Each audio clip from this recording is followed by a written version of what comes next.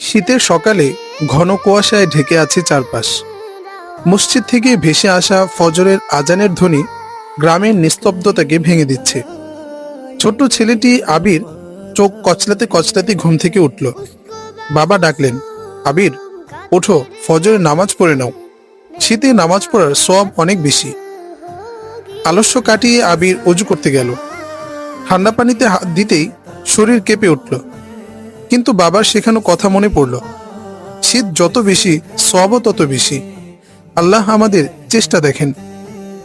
নামাজ শেষে বাবা আর আবির একসঙ্গে সূর্যোদয় দেখতে মাঠে বসলো।